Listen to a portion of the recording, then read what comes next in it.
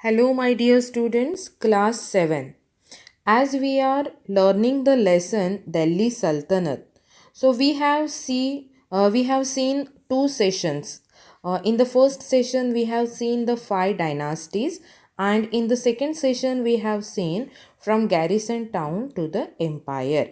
And this is the third session where we are going to see the consolidation of Tughlaq and Khalji dynasty. Okay, so last session we have seen that during the early phase of Sultanate rule, people settled and they were administered in garrison towns. Yes, that we have seen.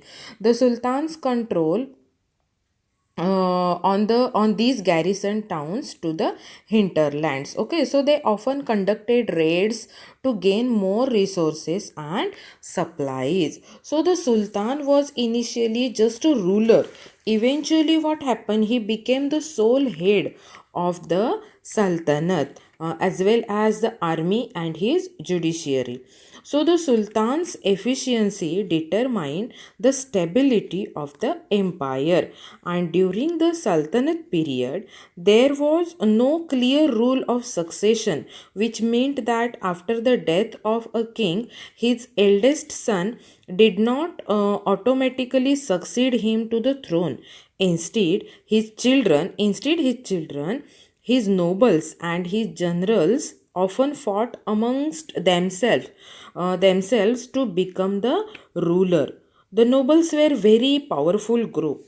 The early Sultanate rulers often gave high post to their slaves who were trained to take over some of the important political posts in the kingdom. Okay, so Iltutmish what done, he favored special slaves called bandagans. Yes, who were purchased for the military services. Yes, he preferred appointing them to high posts instead of the landed chief. So the Khaljis and the Tughlaqs also made use of these bandagans. These meant that people of humble birth were given high political positions during the Sultanate period. So these slaves and clients were loyal. They were loyal to their masters, but not to their heirs. The new sultans had their own slaves. As a result, the accession of new sultan saw conflict between the old and the new nobility. So Delhi Sultans always criticized for they were always being criticized for bringing the low and base born to high officers, and this comment was made by Barani while criticizing Alauddin Khalji and Muhammad bin Tughlaq. Okay, now if we see the administration, the empire was divided into several provinces. Yes, and the head of the province was the Mukti or Iqtadar. The Iqtadars were usually the favorite slave or the nobles of the Sultan. They were given land grants in place of the salary. So these lands were collected Iqtas, and the Iqtadars had to maintain law and order in their Iqtas, and also provided troops wherever the Sultan required. Okay, so the Iqtas were not permanent. After the death of an Iqtadar, the Iqta went back to the Sultan. So they could not be inherited. Yes, the Iqtadars could be transferred to another Iqta within a specific time period. Both Alauddin Khalji and Muhammad Tughlaq, they followed this policy.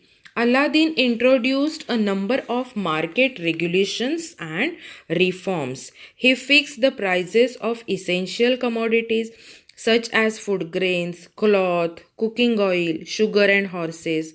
He appointed officials to ensure that all the goods were sold at their fixed prices. People selling goods at higher prices were severely punished. Weights and measures were also standardized. These measures greatly benefited the soldiers and the common people. During times of food shortage, what happened? Aladdin issued a system of rationing by which each grocer was issued a fixed amount of food grains. Each person would get a specific amount of food grain. Barani says that even during time of famine, there was no shortage or increase in the price of food grains in Delhi. Then, if we see, Aladdin ordered the measurement of all the land under cultivation.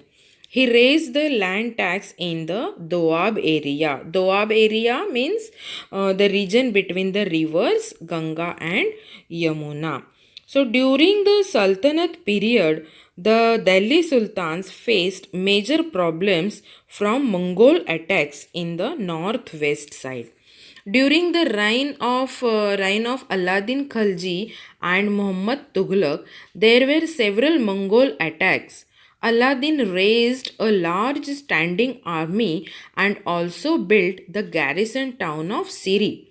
Aladdin's army successfully defeated the Mongols every time they tried to invade.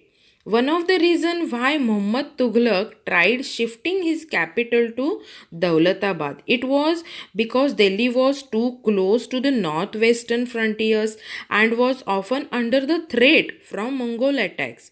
He also wanted a southern capital to manage the affairs in the new southern territories, but when he realized that he could neither protect nor control the northwest side from Daulatabad, he shifted his capital back to Delhi. Now we are going to see how the Delhi Sultanate decline period started. Okay, so the decline of the Sultanate started during the Tughlaq period itself. During the reign of Muhammad Tughlaq, a number of revolts broke into the empires, and many kingdoms such as the Bahamani and the Vijayanagara kingdoms came into existence. Yes, Bahamani and Vijayanagara. Then groups such as the Afghans and the Rajput also came to power at this time. So, his successor Firoz Shah Tughlaq was unable to control the breaking of new empires.